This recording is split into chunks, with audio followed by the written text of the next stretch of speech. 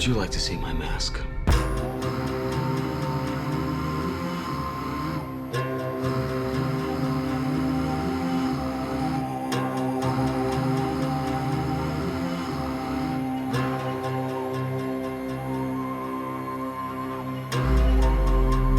Why so serious?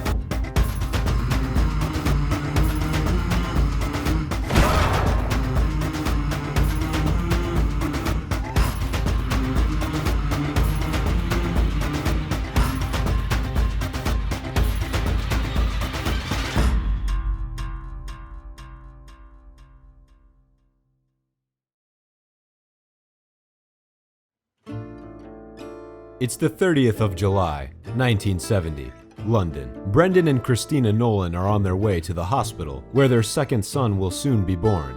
From his earliest days, Christopher would be surrounded by creativity and adventure. His father ran an advertising company, while his Uncle John and Aunt Kim were actors on British TV.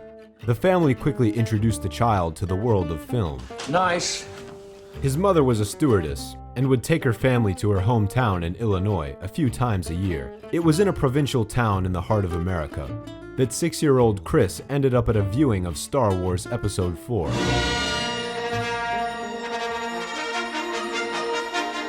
The magic which he witnessed unfolding on the big screen enchanted him and caused him to fall in love with cinema for good.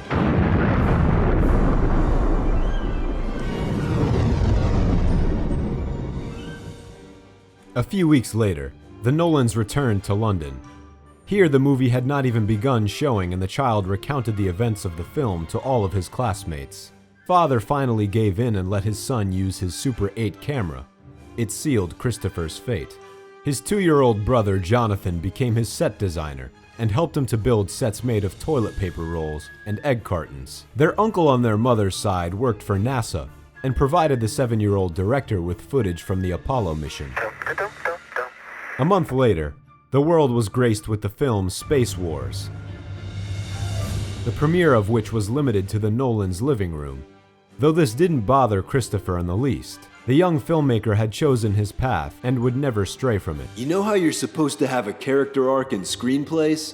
My brother would not make a good character. There's a straight vector line, straight out of the womb. Filmmaker.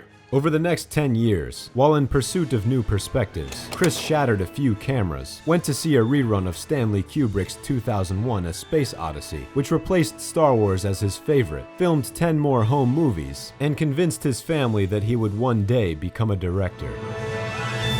While the family supported the young man's choice, when it came time to go to university, his father forced him to choose another subject. Chris agreed and applied himself to the study of English literature, although he only agreed because he believed it would help him to learn how to write screenplays by himself. His love of film was what swayed him when choosing a university. Nolan applied to the University of London after hearing that they had a budding film society, where each member had the opportunity to use the cameras, lights, and the editing room. A year later, Chris was already chosen to be its president. It was there that Chris met fellow film fan Emma Thomas. They immediately fell in love and have been inseparable ever since. In '97, they were married. They have 4 children, and Emma has produced every movie that Nolan has made. But that was all to come in the future. Meanwhile, in their present time, the young family paid the bills by hosting screenings at the university, and every extra penny went towards shooting their projects. A few stories even made it to their local film festivals, but they were never shown to a wider audience. In '92, Christopher, joined by 5 other students, traveled to the Republic of Malawi to do charity work, where they documented their trip on film. It was on this trip that Chris made an appearance on the other side of the camera for the first time. When he finished university, he got a job as a script analyst, operator, and director of corporate films. Hello and welcome. Today we'll explore the meaning of five-star service and how we can provide it to every guest, every time. This job allowed him to save up for the creation of the short, Doodlebug. The phantasmagoric story about a bug, who is actually an identical miniature of the hunter being hunted, cost Chris £200 sterling to make. Creating this short made Chris realize that if an 8-minute film cost £200, then an 80-minute film could be made for £2,000. And so, the idea to create Following was born. The following is my explanation. Well, more of an account of what happened. Since the plot of the noir thriller was directly connected to the budget, Chris wrote a script that did not presume to include any expenses. Lighting was too expensive, so in order to give the movie a little style, they filmed in black and white. The only thing they spent money on was film reel, which also was not cheap. Nolan's answer to this dilemma was to take the theatrical approach and to rehearse for 6 months before filming anything. So what's a nice girl like you doing in a place like doing this? with a bald old like that? It's a long story, and I'll keep your voice down because he does own this place. He's trying to get your attention. Chris didn't want to risk wasting precious takes, so besides being the screenwriter and director, he was also the cameraman. The main character was played by Jeremy Theobald, who was working with Chris for the 3rd time. I'm writing about burglaries about a friend of mine who breaks into people's houses. While the supporting characters were played by friends and acquaintances, John Nolan also agreed to help his nephew. We also found a hammer with 2 types of blood on it. And even Emma Thomas made her one and only appearance in the movie. It took 1 year to film. Since Nolan wasn't playing his team, they worked regular jobs 5 days a week. Every Sunday, they would dedicate several hours to shooting and end up with 10 to 15 minutes of material. I've been having quite a lot of days like that. This is where the rehearsals really paid off, because over half of the material was utilized in the final product. On average, 15 minutes of material is used to create 1 minute of finalized film. The budget was $6,000. The main reason Chris was able to fit into this sum was because he used his parents' house as the main filming location. Not to mention, the actors brought a sack lunch with them, used their own belongings as props, and paid their own taxis to and from set. The script for Following was inspired by the robbing of Nolan's own apartment. One day, the director returned home to find his living room turned inside out. After calling the police, he started to imagine who the robbers thought he was as they rifled through his things. He's got taste. Used to his own, but he's a sad fucker with no social, huh? This idea turned into a brain teaser. The non-linear storyline jumps in time more than 30 times, while the beginning, middle, and end happen simultaneously. The structure of the editing baffles the viewer, but each scene sheds more and more light on the previous events. There are also several minor details that pay homage to the tastes of the creator. Things like posters of The Shining, Reservoir Dogs, Casablanca, Sunset Boulevard, and the stolen soundtrack from Trainspotting. Then, there is the Batman sticker, and the name of one of the main characters, My name's Kolo. which is a prophecy of sorts from the director. Not exactly. The film was shown at a few independent film festivals in Great Britain, but not a single studio picked it up for distribution. We're unlucky. Don't worry about it, it won't happen again. Chris declared the film community of the Foggy Albion a closed club for snobs, and decided to take his pictures to Rotterdam for the film festival. My film is called Following, and I wrote and directed it. Within a month, they showed Following at the Slamdance Film Festival, where Next Wave Films immediately offered to buy the rights. Of course, there were no lavish premieres, just limited screenings in New York and 100-odd cinemas in Europe. Nevertheless, Following made over $300,000. Money, bundles of fucking money. Meanwhile, the year before, in the summer of '97, Emma was offered a job in Los Angeles. Chris happened to be on vacation at his parents' place in Chicago and decided to go visit her, taking his brother Jonathan on a road trip across America. As they drove cross-country, the brothers hatched new ideas. Jonathan had been studying psychiatry at university and had gotten into anterograde amnesia. This illness was discovered in the 50s, when in order to treat epilepsy, part of the limbic system was removed, creating this side effect. The damaged hippocampus couldn't generate new memories. Can't work, can't do shit. The medical bills pile up, his wife calls the insurance company, and I get sent in. The effects of this condition on a person in extreme situations tantalized the imagination. Upon their arrival, Chris convinced Jonathan to write a story based on this idea. I would describe Memento as a psychological thriller centered around the idea of a man with no short-term memory. While Joe was gathering his thoughts, Emma and Chris registered their company under the name Syncope Incorporated, one of the first steps towards their dream of creating film, and which in the future would play a role in every film Nolan made. So, Emma started her new job, and Christopher helped his University Film Society colleagues edit documentaries. His name even made it into the credits of Genghis Blues, which was nominated for an Oscar.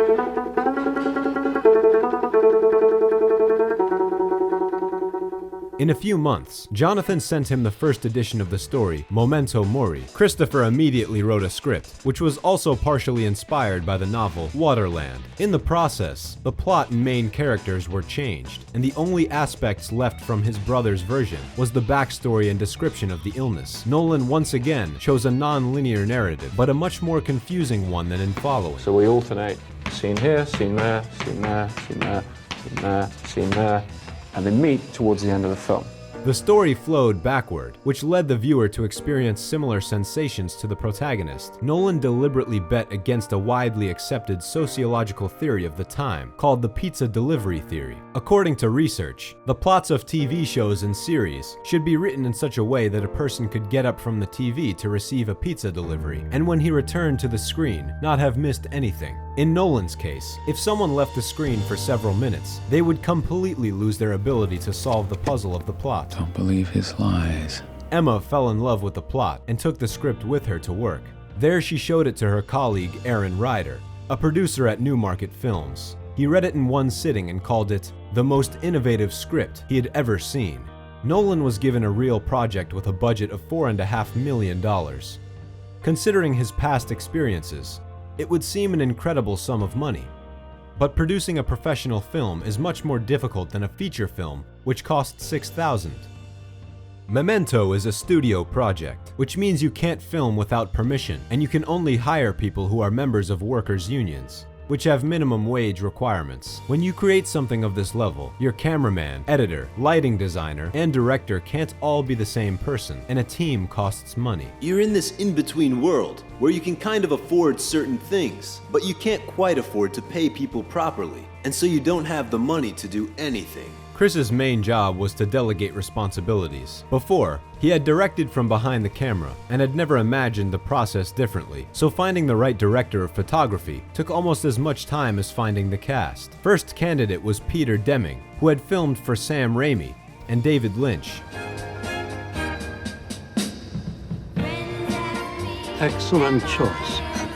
But Pete had already agreed to work on Scream 3, and besides, this humble production couldn't afford him. Chris then offered the job to Mark Vargo, the cinematographer's assistant, for The Green Mile and The Patriot, but he declined, saying that he didn't understand the script. Thanks to these setbacks, Chris met Wally Pfister, Peter Deming's assistant, who not only fell in love with the script from the first reading, but traveled across the country just to interview for the job. Many years later, Wally admitted that he hadn't completely understood the script, but trusted his intuition. Remember Sammy Jankis? Pfister had started out in television news, where he had been used to working under time pressure, with no budget, meaning he and Chris found common ground, since Chris knew no other way to film. A collaboration grew into a friendship, and Wally worked on every project Nolan undertook, until he took the director's chair himself in 2014.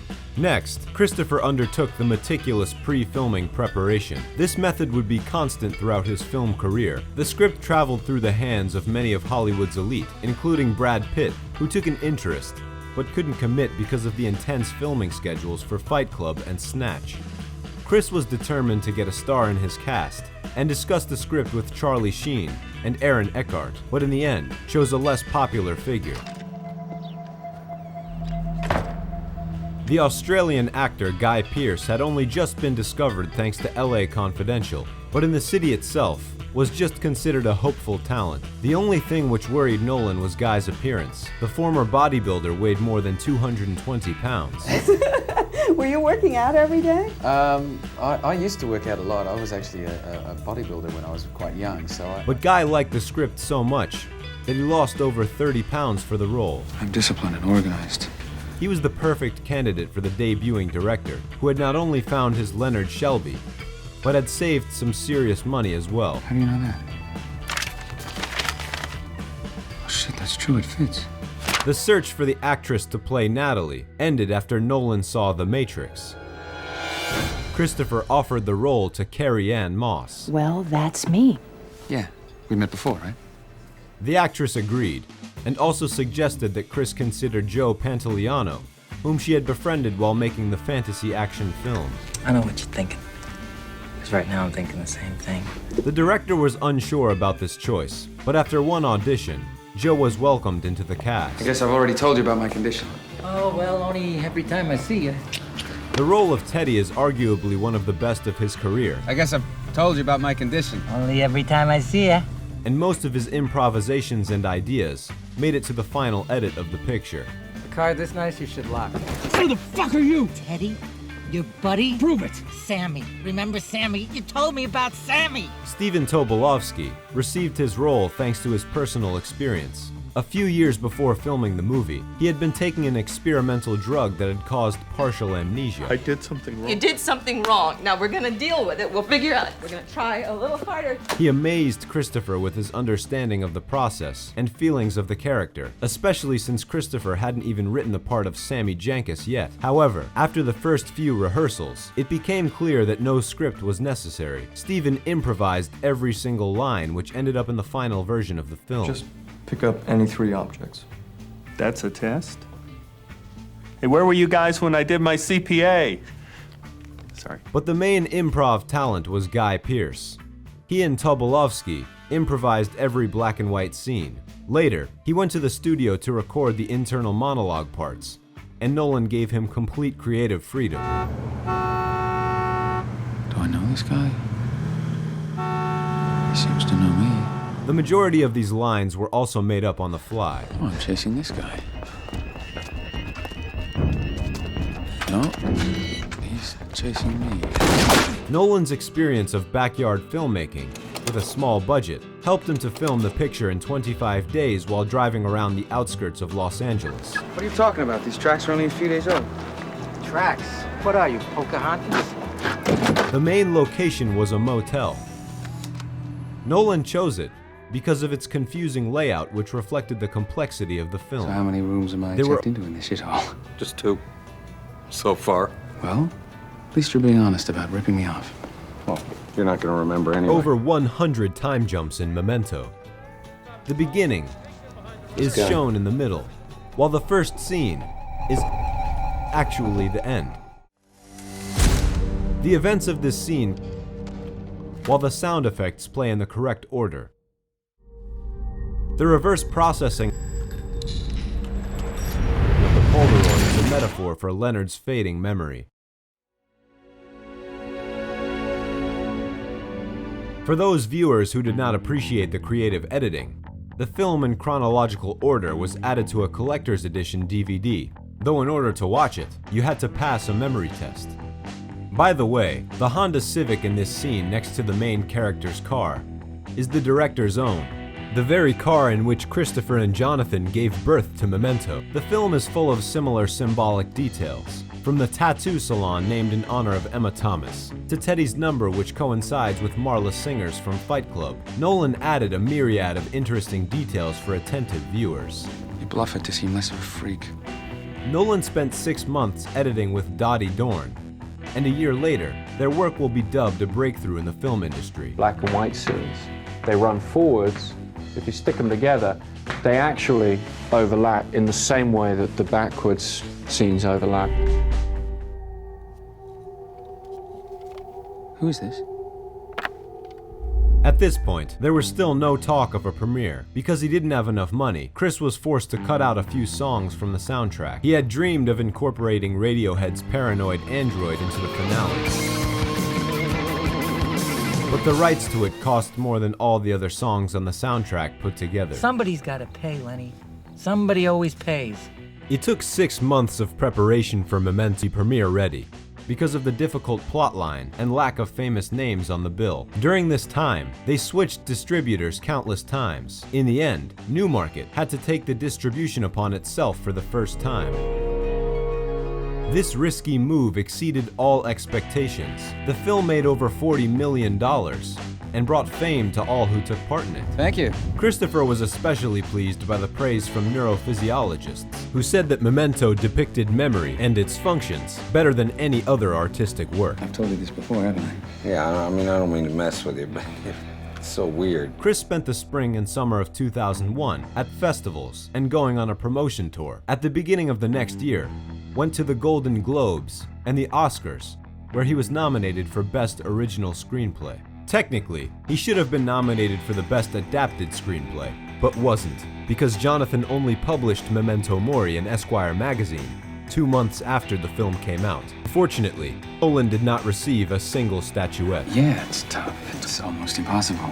But if we fast forward, we find out that 15 years later, Memento will be inducted into the National Film Registry, because the Library of Congress recognized it as being of cultural, aesthetic, and historical value. Won't remember. When it's done, I will know. It'll be different. Well, I thought so too. In fact, I was sure of it, but you didn't. The success of the film gave Christopher his first fans, among which was Academy Award-winning Steven Soderbergh. He was so impressed by the work of the whole team that he suggested Nolan film a remake of the Norwegian thriller Insomnia. Warner Brothers had already agreed to invest $50 million in the project, and the main roles were to be played by Al Pacino, Hilary Swank, and Robin Williams. No wonder the studio wasn't thrilled by Nolan's candidacy. The big bosses wanted an experienced big-name director, but Soderbergh stood his ground for Nolan. Even when Nolan said he wouldn't participate unless Wally Pfister and Dottie Dorn were coming with him. After 3 years in Los Angeles, Chris became the director of a multi-million-dollar studio film production.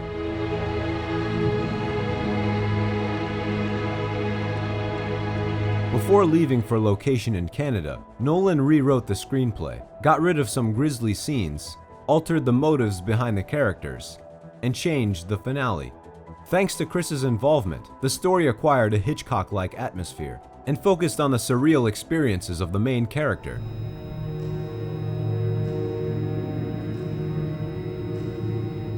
But he still wasn't credited as one of the screenwriters. Why?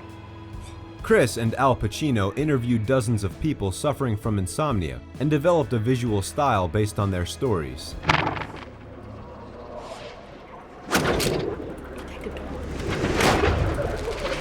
Another interesting fact is that the main character's last name, Dormer, means to sleep in Spanish and French. I spent my life doing this. My life. While the set was being built on the outskirts of Vancouver, Pfister and Nolan spent 2 long days flying over the forests of Alaska, where they filmed the sweeping landscape scenes for the movie.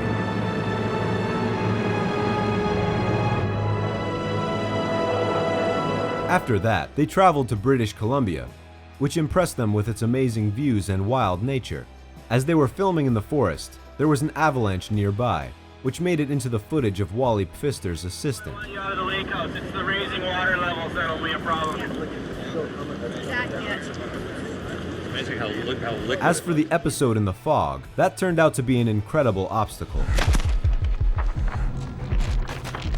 There wasn't a single road leading to the location, so the team had to move the equipment on a rented barge. You'll see we brought barges into this location, created this huge base camp there. While decorations were delivered in more than 50 runs by helicopter, the chase scenes were set on rocky ground, so they had to build special rails and platforms for the cameras to sit on.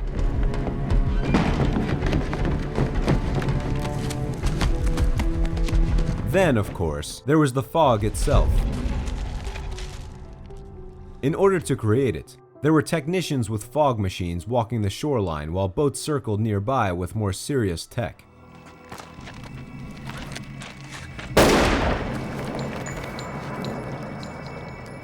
They spent only a week at that location. It was clear that after decades of working with so few resources, this new approach was exhilarating for Nolan. Because he felt the freedom to be able to go 360 degrees with the camera in the fog, which I think is liberating for everybody. It took them 2 months to film, and Christopher received invaluable experience from people who are experts in their fields. I know this isn't easy for you, but I'm trying to get you to understand we're in the same situation here. Every scene with Pacino and Williams was like an acting lesson. Especially compelling were the phone conversations. Who am I speaking to? You get rid of your clock yet? Won't really help. When I first moved up here, I once went 5 nights. Can you believe that? And the river chase scenes.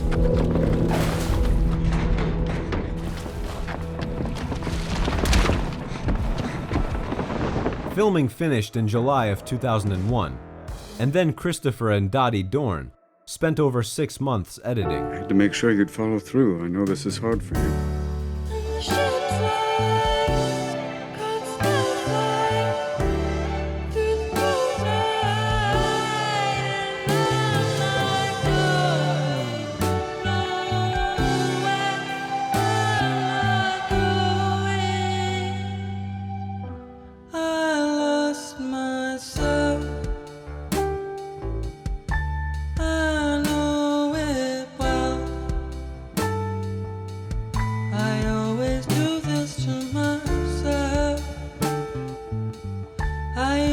Sacrifice my shot.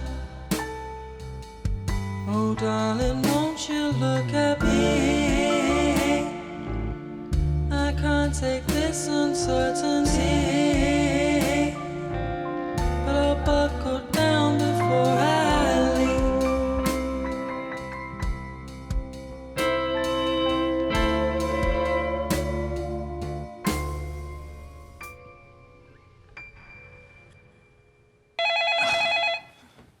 The film premiered on the 24th of May, 2002. I have that voice! Annunziato! Mandalaro Galahisto! And it immediately received hundreds of rave reviews. Even Eric Skjoldbjerg, the director and co-creator of the original Insomnia film, hailed the remake as quality work with talented directing. The next 6 months brought Insomnia commercial success, over $100 million to be exact. And? The studio was so inspired by the young director's triumph that to this day, Warner Brothers is behind every film Nolan makes. Feels good to talk about that stuff. I'm able to sleep now. Christopher spent the next half year writing a new project. He was enraptured by the biography of Howard Hughes and Hollywood's golden age. He had already invited Jim Carrey to play the main role and had practically finished the script when he found out that an identical story had already gotten the green light. God, all that Hollywood talk bores me silly. As if there aren't more important things in the world. Mussolini for one. Martin Scorsese's Aviator completely obliterated Nolan's idea. And yes, while it's true that this kind of thing often happens in Hollywood, Nolan was astounded at the coincidence. I was definitely like, fuck, I think it's the best script I've ever written. And I had a really wonderful experience writing it. Chris bid adieu to Hughes' biography and began to toy with the idea of a film about dreams. A multi-layered narrative made it difficult to complete, and the project dragged on for 8 years, but more on that later. Meanwhile, Warner was itching to get their young talent into the director's chair again, and offered him the opportunity to direct the epic action, Troy. But the historical drama did not tempt Nolan, and it was directed by Wolfgang Petersen. Later, Christopher began working on an adaptation of the novel, The Keys to the Street, but stopped early on because he felt that the book was too similar to his previous films. It took another year and a half of searching to find an unexpected idea which he stuck with.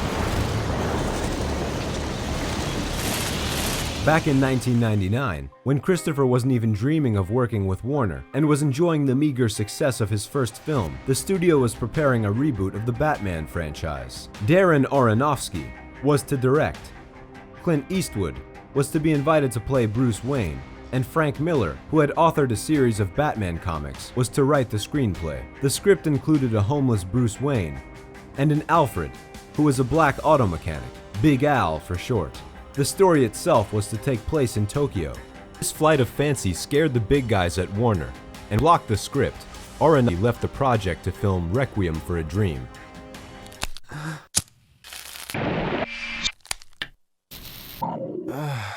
He was supposed to be replaced by the Wachowski sisters, and they even worked on their own version for the piece. But then they decided to focus on the sequels to The Matrix. When Christopher came to the studio 6 months later, with his vision of the Batman universe, it caused the studio to entrust the project to the ambitious novice. The director wanted to depict Batman realistically and turn it into a noir crime trilogy.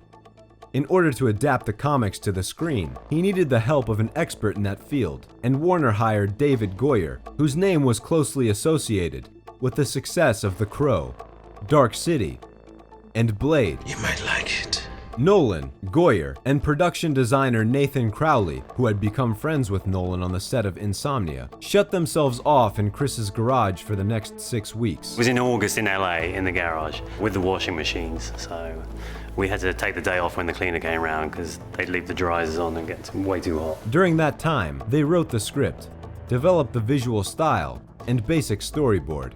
After that, David went off to film Blade Trinity, and Christopher finished the script by himself. Since he was afraid of the plot being leaked, he demanded that the executives at Warner have the first read-through in his very garage. It was very important to me that nobody see anything of what we were doing until it was finished. Because of similar fears, Nolan to this day doesn't use mobile phones or email.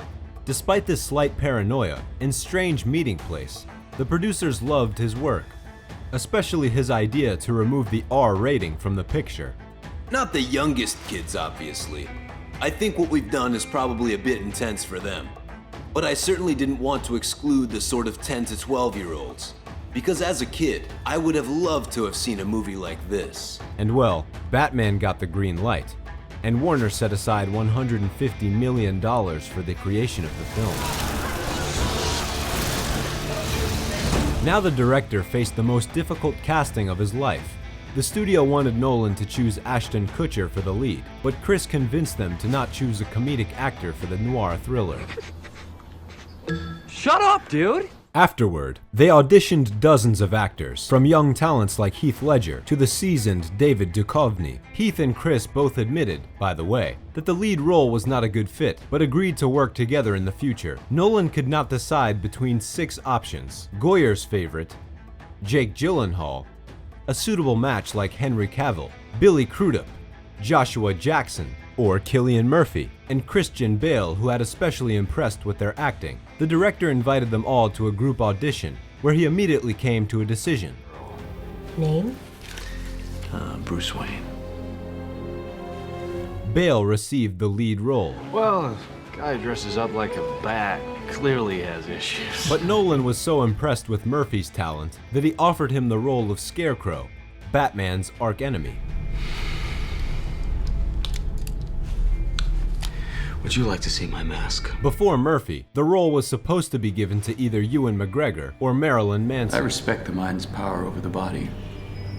It's why I do what I do. The search for the supporting roles occurred simultaneously. None of the candidates were told they were filming Batman, since they simply received a script entitled The Intimidation Game. Michael Caine, for example, thought that it was a movie about gangsters. Anyway. Caine agreed to play Alfred the Butler, only because of his desire to work with Christopher Nolan. The actor was inspired by the young director's talent, and was showering him with compliments before filming even started. His intuition did not fail him, it would seem, since afterward, Michael made an appearance in every film Christopher would make.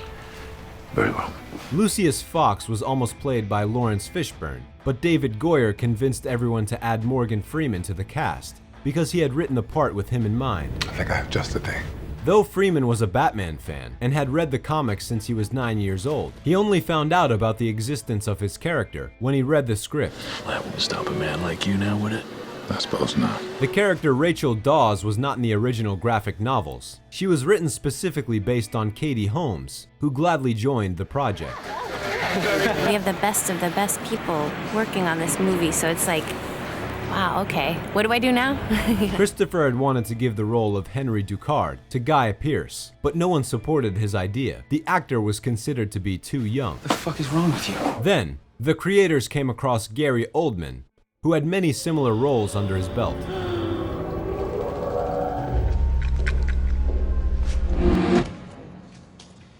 This guy's is empty. I really don't know what this situation is about. It was no surprise that Gary refused, saying he was tired of playing villains. Chris then suggested he play one of the good guys, and the actor agreed without even reading the script. You're just one man. Now we're two. We. In the end, Liam Neeson landed the role of Ducard, and was glad to play a villain for a change. Crime cannot be tolerated. Criminals thrive on the indulgence of society's understanding. There are a few more interesting people worth mentioning. Chris's uncle, John Nolan, played Bruce Wayne's uncle. The party's over. Get out. The apple has fallen very far from the tree, Mr. Wayne. And small roles were also given to stars from Christopher's first films. Jeremy Theobald. Jesus, the pressure, it's spiking. Right there. And Lucy Russell. But he's put Falcone behind bars. And now the cops want to bring him in, so what does that tell you? They're jealous. It took about a year to cast the film, but the preparation process allowed them not to rush, because it took them 10 months just to build a set in the biggest hangar in the world. When we first started looking at Cardington, I think that there was probably a certain amount of skepticism from everybody, really, because it wasn't a ready-made stage by any means. Batman's cave received special attention. In previous films, it had been created thanks to a combination of decorations and backdrops. This time, it was created for real. Charming. For the first time, Gotham City was filmed not in a pavilion, but outside on real streets. Though the prototype for the city is New York, it was filmed in London and Chicago. Chicagoans were especially unimpressed with the opportunity to see a film in production. The main streets got jammed with traffic for hours because of the Batmobile, which Nolan called a crazy cross between a Hummer and a Lamborghini. What's that? Want the tumbler? Or you wouldn't be interested in that. In order to avoid a collision, it had to move at a very slow pace. Nonetheless, that didn't keep it from getting in an accident. A drunk driver crashed into an expensive piece of set, thinking that the Batmobile was some kind of alien invasion. At least tell me what it looks like. Never mind. Another car of note in the film was the Lamborghini Murcielago. Nice car. You should see my other one. Murcielago happens to mean bat in Spanish. The day before they started filming, Christopher got his team together and turned on Blade Runner. After the screening, he said that's how he wanted their movie to look. In addition, his love for Blade Runner was the reason the director invited Rutger Hauer to act in the movie. Bill, what's a big shot like you doing in a place like this? The cameras began rolling on the 3rd of March, 2004. Nolan refused to use a second unit, which most blockbusters use, because he wanted to personally control every shot filmed and only trusted Wally Pfister. The first week of production was like being thrown into combat. Who did a fabulous job, but we were all kind of thrown into the mud, wind, ice, rain, hail, whatever was hitting us there. Another one of his unique preferences, minimum CGI. Graphics increased the quality of special effects, but replaced them only a few times. Using a computer, they created the view of the League of Shadows hideout and the bats called by sonar.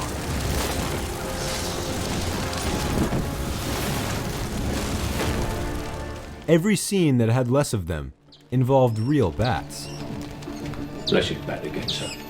They nest somewhere in the grounds. The main problem with the fight scenes was Liam Neeson's height.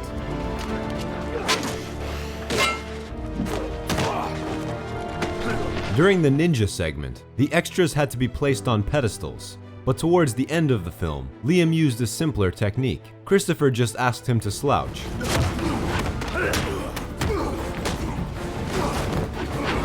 The lead actors performed their own stunts.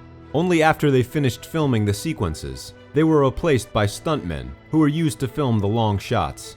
As for the fight scenes with Batman, Nolan preferred to film them from the perspective of the bad guys. This resulted in scenes brimming with suspense and fear, where the viewer felt the terror of the villains, instead of your classic fight sequences.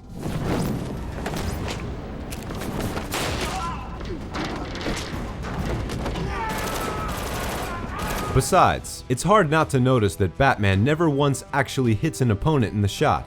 No, this was not on purpose. It was the result of a dynamic editing on the part of Lee Smith, who went on to work with Nolan for 7 more films after this one. Hans Zimmer became another consistent colleague for years after, when he agreed to compose the soundtrack for Batman, on the condition that he could work with James Newton Howard. The composers had been looking for a project to collaborate on for several years, and the dual nature of the movie's main character seemed like the perfect opportunity to them. Every composition is named after a type of bat, and the first letters of tracks 4 through 9 actually spell out the word Batman. Nice. So the film was shot, edited, and promoted for a record-breaking $100 million. Warner Brothers bet on Nolan's talent and were not disappointed. This year, Batman Begins is the Batman movie I've been waiting for and hoping for. It's one of the year's best films. Your theatrics made an impression. Sure, the movie only made $370 million, which wasn't much considering the budget, but it got the best reviews of any Batman franchise film ever and numerous award nominations. Wally Pfister was even nominated for an Oscar for Best Cinematography.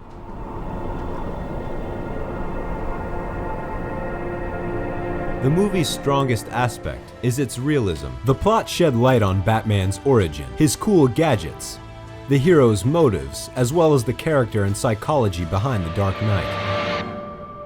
Bruce, why do we fall?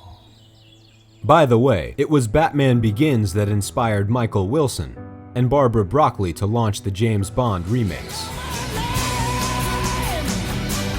Hollywood was amazed by Christopher's courage, which allowed him to make the film based on what he would want to watch himself. I made Batman the way I made every other film, and I've done it to my own satisfaction. Because the film, truly, is exactly the way I wanted it to be. You rarely hear something like that for a film this big. As an independent filmmaker, I've been in a position where I'm making a film no one will want to see. No one will care if I finish it, so you have to develop your own motivation, your own reasons for doing what you do. You have to be making a film simply because it needs to be made. You're not looking for approval. When you do something you love, you don't question it. Okay, say action. Action.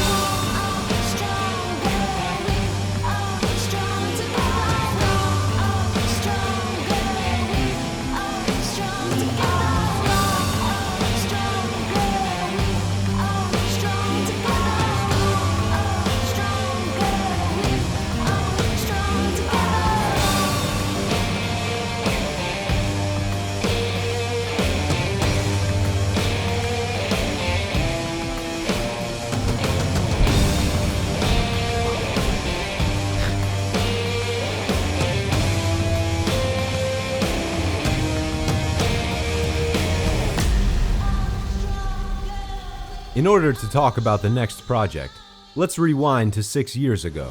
Like that.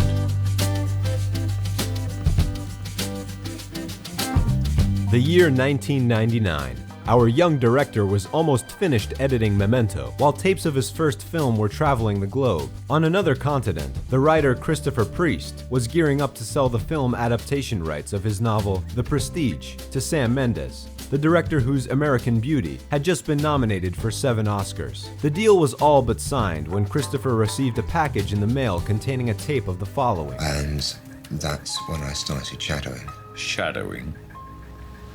Shadowing, following. I started to follow people. Nolan's style won the author over in the first minutes, and he passed on the famous director and decided to go with Nolan, who was practically unknown at the time. Only Nolan had no idea. A few months later, he was presenting Memento in London, and only then got around to reading The Prestige. The novel amazed Christopher, and he and his brother started working on the screenplay immediately. A year later, the rights to The Prestige were bought by Aaron Ryder, the same producer who had been the first to appreciate Memento, so Chris got the chance to direct the mystical thriller, but for most of 2002, he was editing and promoting Insomnia. So, he entrusted the screenplay to his brother. You have such a surplus of ideas, so many to work with. It really was just a question of choosing the ones I liked the best. The younger Nolan rewrote the text while Batman was being filmed, and Christopher started looking for the lead actors and drafting the set. The first person chosen was Hugh Jackman. Have you settled on a name? Yes, I have. The great Danton. The director thought it was a shame that the actor had only been shot in action and comedy films, and that this role was his opportunity to demonstrate his dramatic potential.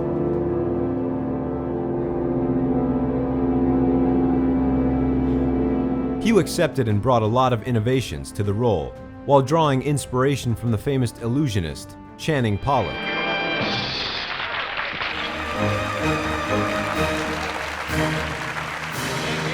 However, the screenplay allowed Jackman certain comedic freedom, which he used, since he was playing Robert Angier, as well as Gerald Root. Do you think you were unique, Mr. Angier? I have been Caesar. I played Faust. How difficult could it possibly be to play the great Danton? For the role of the antagonist, Nolan was planning on having an audition to choose between 10 candidates, and Bale was not among them. Christian read the novel, and later when he met with Chris, told him about his unique take on Alfred Borden. But the point is that a real magician tries to invent something new that other magicians are going to scratch their heads over, you know? This discussion captivated Nolan, and he cast his main characters. The casting continued smoothly, and Michael Caine agreed to his role without even reading the script. Good rehearsal space. Line stagehands, I like it. You always had a good eye for publicity. Next, the ensemble was joined by Rebecca Hall.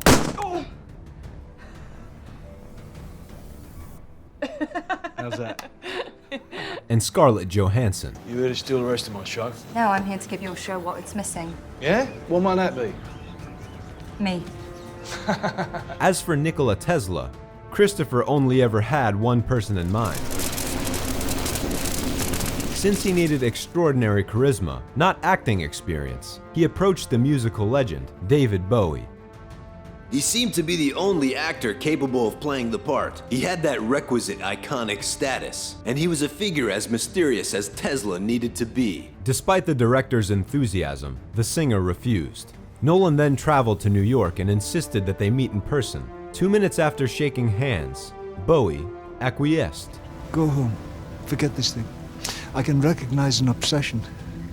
No good will come of it. Tesla's assistant was played by Andy Serkis, who described his character with great insight, saying that Mr. Alley was the mirror image of John Cutter. Exactly. The comparison hints at the fact that the story of the battle between the two illusionists is an allusion to the struggle between Thomas Edison and Nikola Tesla, the ruined presentation in London, and the fire in Colorado which carried out by the same person, are similar to the methods of the main characters. There simply is too much magic for my stage at the Pantages across the street. The Prestige is a battle of the minds set in the industrial boom era, which lent the film a special charm. Man's reach exceeds his imagination. Nathan Crowley worked with Christopher for the third time. In 5 years, he went from decorating the hotel room of Will Dormer to creating the backstages of theaters, streets of London, and Nikola Tesla's lab. Nathan outdid himself. Together with Julie Oshapinti, they created an entire world. In fact, Jonathan Nolan was so impressed that 10 years later, he would enlist them to work on his own project, a TV series entitled Westworld. The film's atmosphere was the ties to the world of illusionists. We'll start with the most obvious, the cameo of the popular magician, Ricky Jay, who also taught Bale and Jackman a few tricks. Are you watching closely? Then there was the code hidden in the names of the main characters. The first 2 letters of each name form the word Abra, the beginning of the famous phrase, abracadabra. Do you have anything to say?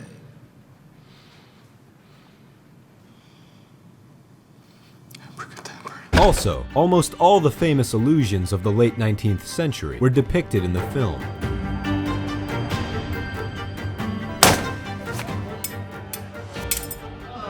One, two, three. Go. And lastly, Alfred's prison number, D23, is an allusion to a Disney fan club of the same name, which refers to the date when Disney Studios was created. This detail appeared as a result of the collaboration between Warner Brothers and Touchstone Pictures. which belongs to the aforementioned mega corporation. The trick was too good, it was too simple. And now for the most obscure illusion. If you want to see what it takes to make real magic, go to the Tenley. There's a gentleman there, and he really has what it takes. Chung Ling Soo was an illusionist created by William Ellsworth Robinson. At the beginning of the 20th century, audiences were dazzled by anything exotic. So, Robinson decided to pretend to be an old Chinese magician. Chung became wildly popular, and William never broke character in public. He died in March of 1919, when he failed to catch a bullet as part of a magic trick. Bullet catch is suicide. All it takes is some smart-ass volunteer to put a button in the barrel. His last words were, "Oh my God, something's happened. Lower the curtain," were the first English words he had uttered in public in 20 years. This is the kind of mastery of the trade that Nolan exhibits in his films. The self-abandon of the main characters is a reflection of the director's own passion for his profession. It's the only way to escape all this.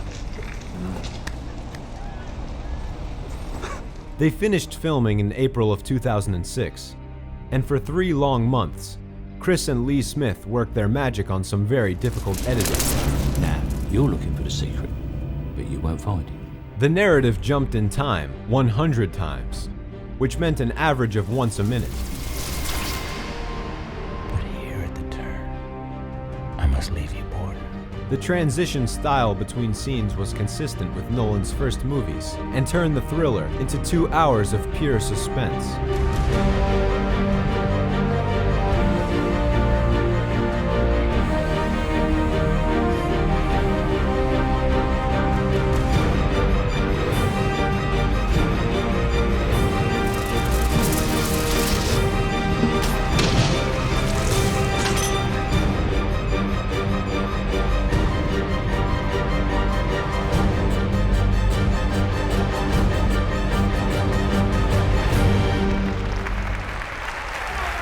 The premiere was in October of the same year. The $40 million movie didn't amaze at the box office, but at least it broke even. Wally Pfister, Nathan Crowley, and Julie Oshipinti received well-earned Oscar nominations. The Prestige earned flattering reviews from critics. Not only did the acting, decorations, and cinematography receive attention, but so did Christopher. The confusing narrative with time became a beautifully intricate puzzle thanks to the director, who adapted an incredibly difficult story for the screen as though it were a comic strip. It was the greatest magic trick I've ever seen. But it was soon to return to the real graphic novels. Even as the first Batman was being made, the studio approved plans for the trilogy. I didn't have any intention of making a sequel, and I was quite surprised finding myself wanting to do it. I just got caught up in the process of imagining how you would see a character like the Joker, through the prism of what we did in the first film. After the success of their previous work, Christopher invited his brother to write the screenplay. Together, they decided that the text should be based on the original Batman comics and asked Jerry Robinson for help. He is the man historians call the creator of the Joker. Christopher envisioned his antagonist prototype being based on the main character of the Testament of Dr. Mabuse, while Fritz Lang's work was the source of the inspiration for the main character. Die Augen, die leben ein förmlich. The film inherited its main idea from the criminal thriller Heat. Specifically, The Black Knight borrowed the idea of the relationship between the main characters, 2 irreconcilable heroes who are at the same time very similar to each other. I do what I do best. I take scores. You do what you do best, trying to stop guys like me. William Fichtner was even offered a role because of his work in Michael Mann's thriller. Sure, you got a deal. You have any idea who you're stealing from? You and your friends are dead! He's out, right? The masks which the robbers use are a connection to Stanley Kubrick's debut film, The Killing.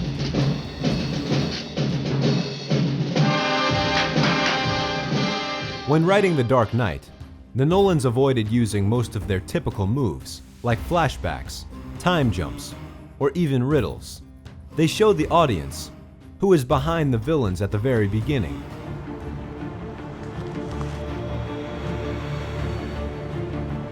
I'll look into it. Instead of an increasingly suspenseful narrative, the story focuses on the psychology of the characters. I have enough blood on my hands.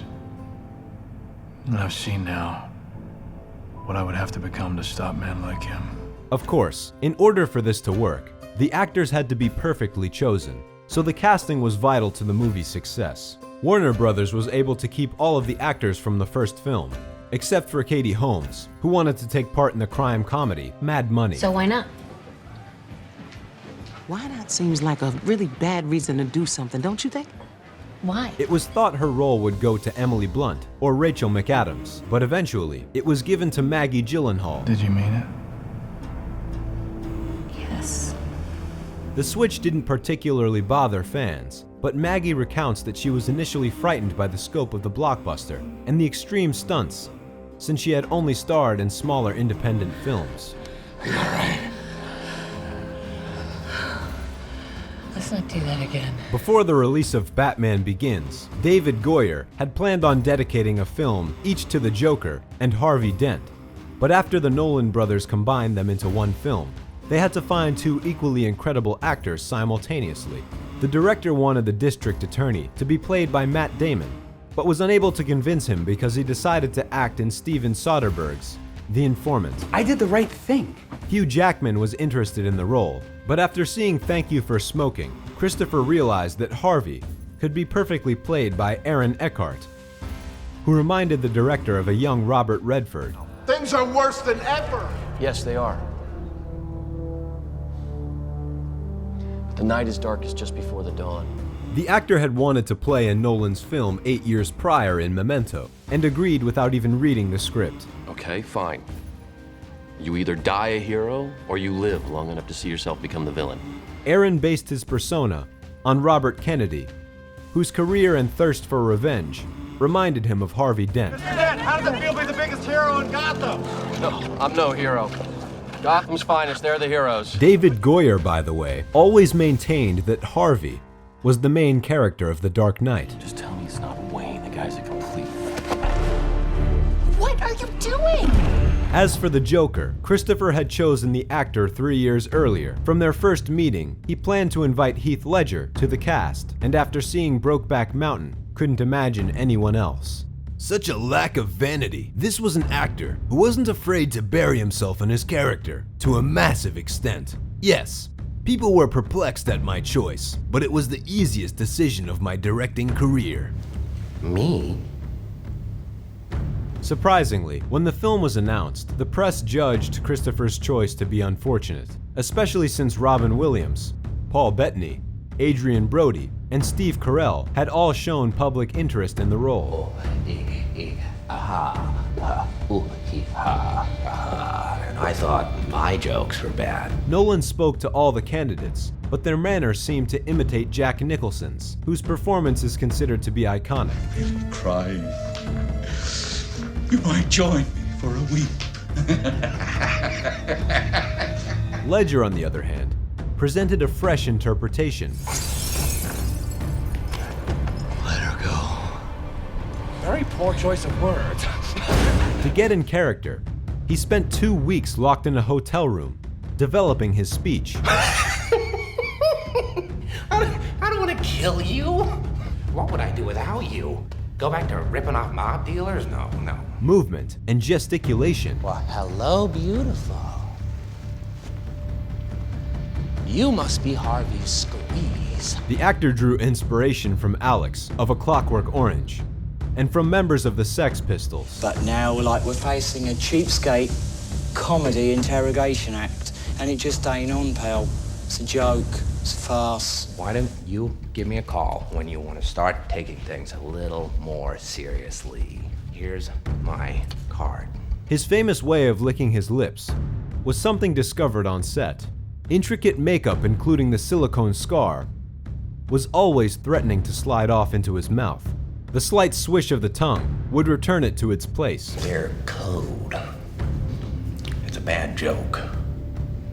Dropped at the first sign of trouble. The idea for the makeup was derived from Eric Draven from the cult film The Crow.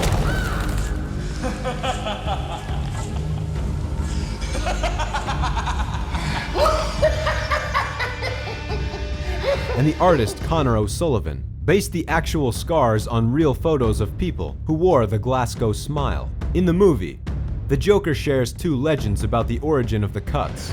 Well, you look nervous. Is it the scars? You want to know how I got these scars? So I had a wife, beautiful, like you. My father was a drinker and a fiend. Who tells me I worry too much? Who tells me I ought to smile more? He comes at me with the knife. Why so serious? I just want to see her smile again. I just want her to know that I don't care about the scars. Sticks the blade in my mouth. Let's put a smile on that face. Chris added these lines to the screenplay in order to underline the fact that the Joker doesn't actually have a backstory. He represents the power of pure anarchy. Chaos. I'm an agent of chaos. Ledger amazed every member of the cast. Bale was shocked by the interrogation scene, when Heath asked Christian to hit him with all his strength.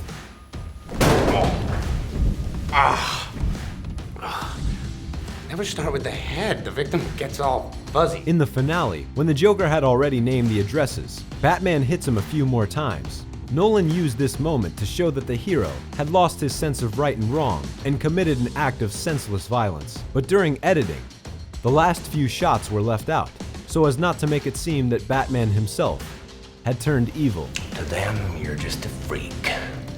Like me. Even when the experienced Michael Caine met the Joker for the first time, he was genuinely frightened. According to the script, he was to be greeting guests at the elevator, when instead of a bunch of moneybags, a gang of clowns entered. The butler forgot all his lines. Good evening, ladies and gentlemen. Before Ledger was cast, Caine tried to convince Nolan to choose a different villain because he feared no one would be able to get out from under Nicholson's shadow. However, when Chris told him who would be playing the part, Caine predicted that the world would receive a new movie icon. This is what happens when an unstoppable force meets an immovable object. Christopher controlled every aspect of the picture. It was all the more surprising, therefore, that he entrusted Ledger with the shooting of the scenes depicting the torture of the Batman impersonators. People will die. Starting tonight. I'm a man of my word. Ledger brought many improvisations to the picture, from the applause in the jail cell, which the filming crew almost missed, to his reaction to the hospital explosion.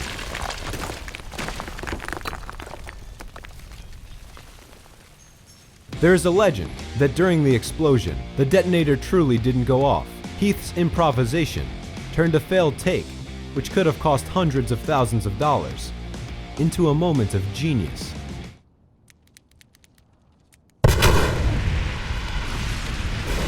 Chris insisted that the explosion be real, so they used a deserted chocolate factory, which the producers spent over a half a year looking for. Before it was destroyed, decorators turned the factory into Gotham General. However, a few days before shooting, the set was robbed of all its top-floor windows. In order to cover that up, Nolan had to add CGI, despite all his best efforts to avoid it.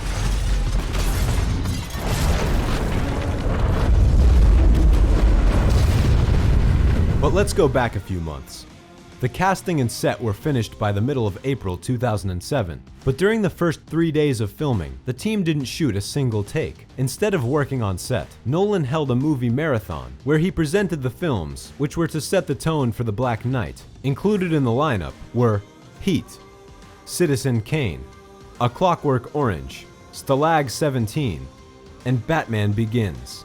What followed was a 6-month filming marathon, with stints in the US, UK, and Hong Kong.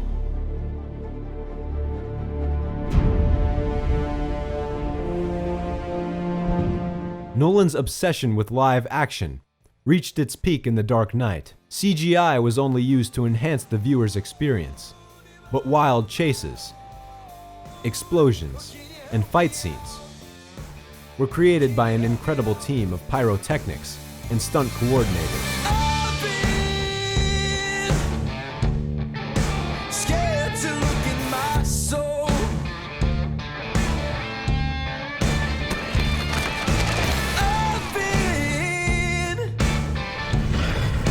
Afraid I would fall.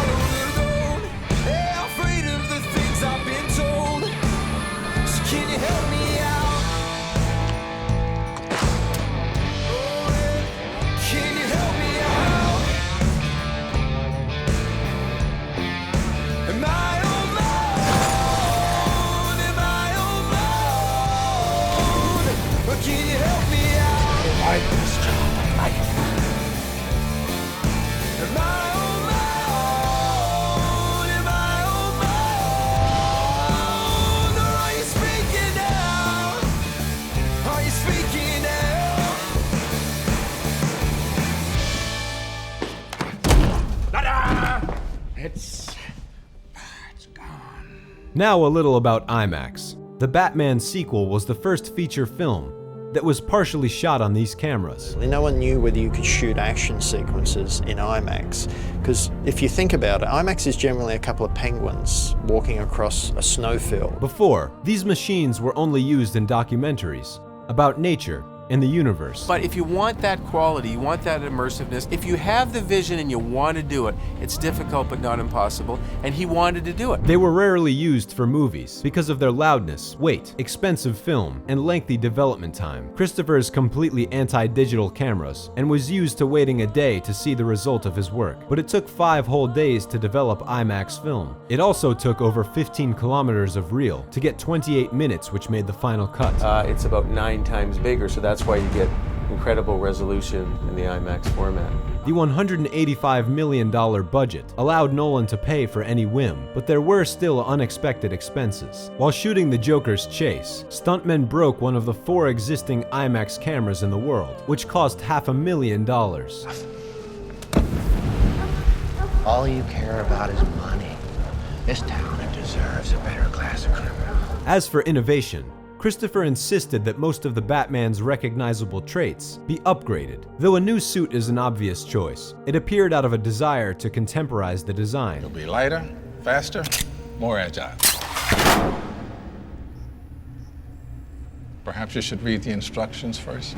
For the same reason, Wayne Tower was changed and resulted in a totally new retreat for the superhero.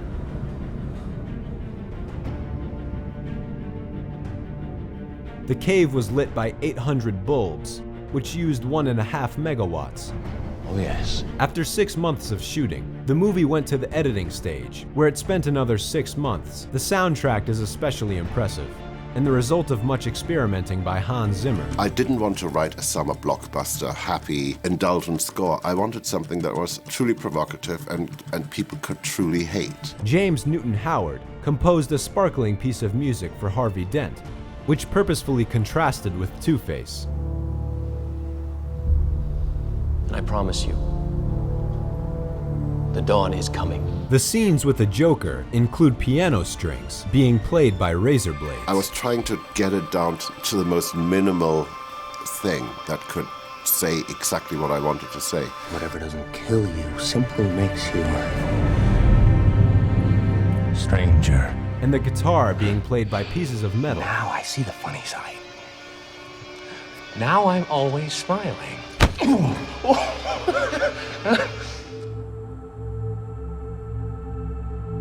Heath Ledger's fans and family members around the world are in a state of shock. The 28-year-old Oscar nominee was found dead in the New York City apartment he rented on Tuesday. Of course, the unexpected death of Heath Ledger eclipsed any interest in the shooting process. This terrible event has been discussed for over a decade, and it's worth shedding some light on the situation and dissolving the popular myths. Heath was not using the Stanislavski method, wasn't writing diaries in the Joker's name, and wasn't suffering from depression while filming. His colleagues often remember seeing him in a wonderful mood and can recount many funny stories with him. He was so confident, he was so proud of that role.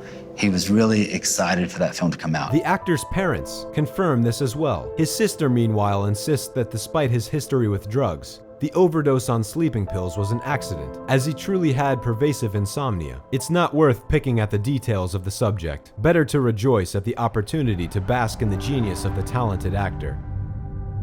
For any of us lucky enough to work with him, I think for any of us lucky enough to enjoy his performances, he will be eternally missed, but he will never be forgotten. The movie was dedicated to the memory of Heath Ledger and Conway Wycliffe, a stuntman who, while rehearsing a chase scene with the Joker, crashed and died because of his wounds.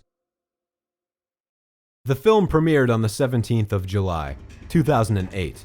In the 6 days, The Dark Knight reaped more profit than its predecessor, and by the end of its box office return, it had made more than $1 billion. This was a record for a DC screen adaptation, and the highest-grossing film at the box office overall that year. It was nominated for 8 Oscars, but luck turned her back on Nathan Crowley's set design and Wally Pfister's cinematography, as well as all the other technical nominations with the exception of sound editing. The Dark Knight, Richard King. And the last but not least, one of the most important wins in the history of the Academy Awards. And the Oscar goes to Heath Ledger in The Dark Knight. Was Heath Ledger's posthumous win of the Best Supporting Actor for playing the Joker. Tonight we are choosing to celebrate and be happy for what he has achieved.